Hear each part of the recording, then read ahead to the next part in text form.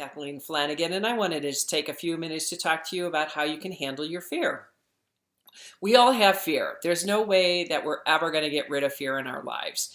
Fear is part of a protection mechanism that we have, that when we get out of our comfort zone, our ego comes in and it's designed to protect us.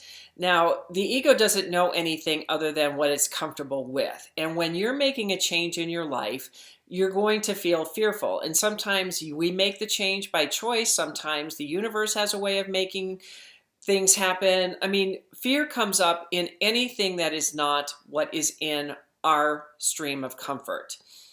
And one technique that I've learned that I think is one of the most effective, and I absolutely love it. And I tried this because I was moving into this whole new phase of my life.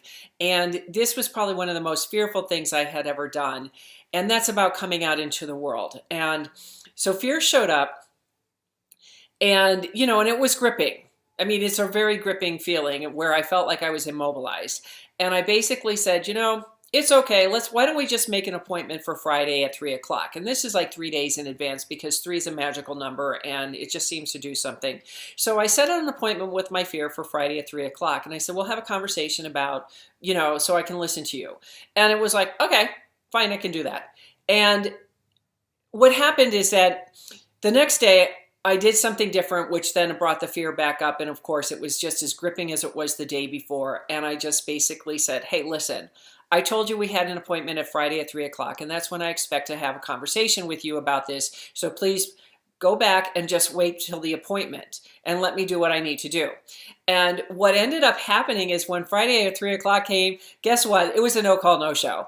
The ego didn't show up. I didn't show up. I totally forgot about it because I had been moving in this direction of getting out there in the world, doing the things that I need to do. What was it I could do today? And that was what I did. And I think it was a couple of days later when I realized that I got stood up.